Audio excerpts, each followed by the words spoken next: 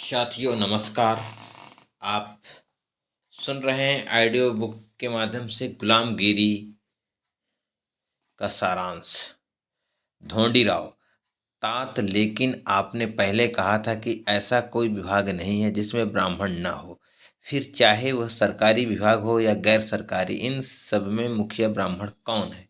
ज्योतिराव: हे सरकारी पटवारी, ये सरकारी पटवारी ब्राह्मण कुलकर्णी है और इनकी जालसाजी के बारे में अधिकांश दयालु यूरोपियन कलेक्टरों को पूरी जानकारी है। इसलिए जब उनको अज्ञानी शूद्रों पर दया आई तो उन्होंने सरकार को रिपोर्ट के बाद रिपोर्ट भेज करके सभी कानूनों के द्वारा कुलकर्णियों को कदम कदम पर बंधनों में बांधने की कोशिश की। उनको कानूनों के माध्यम से नियंत्रित रखकर उनके अनियंत्रित व्यवहार को नियंत्रित किया। फिर भी इन कलम कसाइयों को उनके स्वार्थी धर्म से शूद्रों के संबंध होने की वजह से शूद्रों पर प्रभाव था। इसलिए ये शैतान की तरह अपने स्वार्थी झूठे धर्म की छत्र छाया में खुले रूप में चौपाल में बैठकर उस बलि राजा के विचारों की आलोचना करके बेचारे अनपढ़ शूद्रों के मन को क्या वे लोग दूषित नहीं करते होंगे? अगर ऐसा ना कहें तो शूद्रों को तो बिल्कुल ही नहीं लिखना आता है और न पढ़ना, फिर भी वे किस वजह से, किस कारण सरकार से नफरत करने लगे? इसके बारे में ये तुम्हें कुछ अन्य कारण मालूम हो तो मुझे जरा समझा दो। इतना ही नहीं, वे लोग मौका देखकर उसी चौपाल में बैठकर के किसी अनुचित सरकारी कानून को लेकर उस पर कई तरह के पौने कुतर्क देते होंगे और शूद्रों को सरकार से नफरत करनी चाहिए, इसलिए उनका क्यों चोरी चोरी पाठ नहीं पढ़ाते होंगे और उनका एक शब्द भी अपनी सजग सरकार के कान में डाल देने के लिए शूद्र लोग क्या कपकपाते नहीं होंगे? क्योंकि सभी ऊपर दफ्तरों के कर्मचारी ब्राह्मण जाति के हैं, इसलिए अब तो अपनी सरकार को होश संभालना चाहिए। सबसे पहले हर एक गांव में एक एक अंग्रेज या स्कॉच गृहस्थ को उनके निर्वाह योग्य परंपरागत खेतों को इनाम में देकर उन्हें उपदेशकों का काम सौंप देना चाहिए। साथ में यह हिदायत भी कि वे उस पाँव की हकीकत के बारे में करीब करीब साल में एक रिपोर्ट सरकार को भेजते रहे। यदि उसके अनुकूल कानून बनवा बंदोबस्त किया गया तब आगे किसी समय नाना पेशवा जैसे ब्राह्मणों को जब कभी किसी भी प्रकार का विद्रोह करने की बात ध्यान में आई और उसने किसी पीर पैगंबर से मिन्नत मांगी या उसने किसी शिवलिंग की यात्रा करके उसके द्वारा स्वादिष्ट भोजन खिलाने के बजाय चमत्कारिक ढंग से तैयार की गई रोटियां निश्चित समय पर गांव-गांव में एक साथ पहुंचकर वो प्रसाद अनपढ़ शूद्रों को खिलाकर सरकार के विरुद्ध विद्रोह करवाने की बात सूझी तो इन पटवारी कुलकर्णियों की एकता बिल्कुल किसी काम नहीं आएगी। इस तरह बगैर सभी अनपढ़ शूद्रों का अस्तित्व ही नहीं रहेगा। उनके पांव इस धरती पर नहीं टिके रहेंगे। इतना ही नहीं, जब ये यूरोपियन उपदेशक सभी शूद्रों को सही ज्ञान देंगे और इनकी आंखें खोल देंगे, तब ये लोग इन ग्राम राक्षसों के नज़दीक भी नहीं फटेंगे।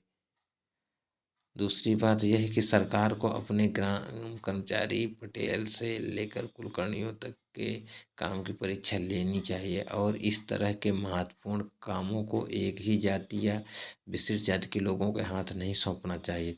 इसका परिणाम यह होगा कि फौज की तरह इस काम में कुछ विशेष अधिकार की बात पैदा नहीं होगी, बल्कि उसका पूरी तरह से प्रबंध हो जाएगा और सभी लोगों में पढ़ने लिखने की इच्छा अपने आप पैदा होगी। यदि आवश्यकता हो तो हमारी दयालुता सरकार को चाहिए कि शिक्षा विभाग का फिजूल खर्च एकदम बंद कर दे और यह सारा पैसा कलेक्टर के खाते में जमा कर देना चाहिए। फिर हर एक यूरोपियन कलेक्टर की ओर से जारविस साहब की तरह किसी भी प्रकार का पक्षपात न करते हुए सभी जाति के मेधावी छात्रों में से कुछ छात्रों का चुनाव करके उनको केवल रूखा सूखा खाना और छोटे मोटे कपड़ों की व्यवस्था करके उनके लिए हर कलेक्टर साहब के बंगले के करीब पाठशाला चलानी चाहिए और उन छात्रों का पटेल कुलकर्णी तथा पंतोजी के काम की ट्रेनिंग देकर फिर परीक्षा लेकर इस तरह के काम सौंप देना चाहिए, जिसका इसका परिणाम यह होगा कि ये लोग सभी कुलकर्णियों की एकता के लिए बदनाम नाना पेशवा जैसे ब्राह्मणों के काम नहीं आएंगे, बल्कि जो लोग अज्ञानी शूद्रों को फंसा करके उनके खेत हड़पते होंगे, उन लोगों के हर तरह के झगड़े फसाद करवाते होंगे, उनको वैसा करने के लिए वक्त ही नहीं मिलेगा। आज तक लाखों रुपया शिक्षा विभाग के माध्यम से खर्च हुआ, फिर भी उससे शुद्ध समाज की संख्या की तुलना में उनके विद्वानों की संख्या नहीं बढ़ी। इतना ही नहीं, महार, मातंग और चमार आदि जातियों में से एक पढ़ा लिखा कर्मचारी नहीं दिखाई देता। फिर यहाँ सरकार के इतने विशाल शिक्षा विभाग के गोरे चेहरे पर इन काले मुंह वाले ब्राह्मणों पंडितों के ओर इतना बड़ा कलंक लगाया।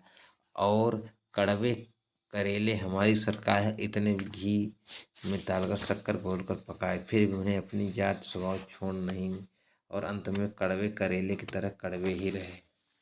ढोंडी राव, तात आपका कहना सही है, लेकिन ये कुलकर्णी अनपढ़ शूद्रों की भूमि को किस प्रकार का फंदा डालकर हड़पते रहेंगे। ज्योतिराव, जिन शूद्रों को पढ़ना लिखना बिल्कुल भी नहीं आता, ऐसे अनपढ़ शूद्रों को ये कुलकर्णी खोजते रहते और फिर स्वयं उनके साहूकार होकर उनसे जब गिरवी खाता लिखवा लेते, और उस समय वे अपनी जाति के अर्जन निवास के मेल मिलाप करके उनमें एक तरह की शर्तें लिखवा लेते जो उन शुद्ध किसानों के खिलाफ हो और उस कुलकर्णी साहूकार के फायदे की हो।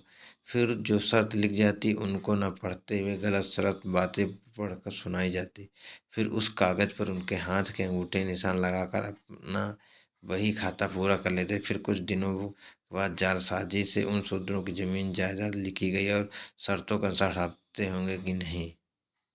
ढोंडीराव, तात आपका कहना बिल्कुल सही है, ये लोग जात से ही कलम कसाई हैं, लेकिन ये लोग शूद्रों में किस प्रकार के झगड़े पैदा करते होंगे। ज्योतिराव, खेती बाड़ी, जमीन जायदाद आदि के संबंध में सच सन त्योहार, पोला आदि में और होली के दिन होली के पास की पहले पूरी आदि कौन बांधेगा। इस संबंध में शूद्रों के आपस में जो झगड़े फसाद होते हैं उनमें ब्राह्मण कुलकर्णी का हाथ नहीं होता। वे लोग इन झगड़े फसाद को करवाने में जिम्मेदार नहीं होते। इस तरह उदाहरण तुम वास्तव में दिखा पाओगे। ढोंडीराव, तात आपकी बात में इनकार नहीं कर सकता, लेकिन शूद्रों के आपस में इस तरह के झगड़े फसाद करवाने के लिए ब्राह्मण कुलकर्णी आदि कलम कसाईयों को क्या मिलता होगा। ज्योतिराव, अरे जब कई घर अंदाज अनपढ़ शूद्रों को घर आने मन ही मन द्वेष की अग्नि में जलकर आपस में एक दूसरे लड़ते होंगे, तब अंदर ही अंदर इन कलप कसाईयों के सहित अन्य ब्राह्मण कर्मचारियों घर में इस आग में तपते तपते जलकर नष्ट नहीं हुए होंगे।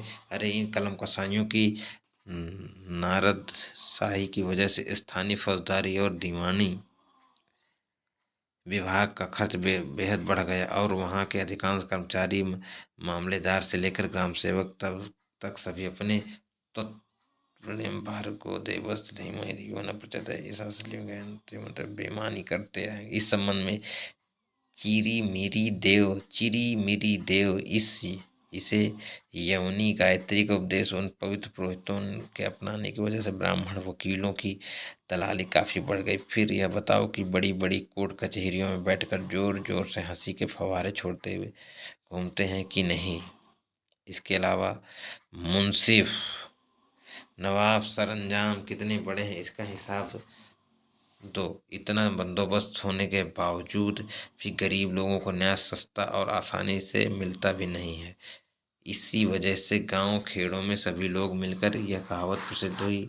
कहावत यह है कि सरकारी विभागों में अपना काम करवाना हो तो काम करने वाले ब्राह्मण कर्मचारियों के हाथ में अमुक तुमुक दिए बगैर हम जैसे गरीबों के काम को हाथ ही नहीं लगाते। उनकी झोली में डालने के लिए घर में कुछ न कुछ साथ में ले लो, तब कहीं काम के लिए बाहर निकले। साथियों, अगला वीडियो इसके अगले एपिसोड में देखेंगे। धन्यवाद।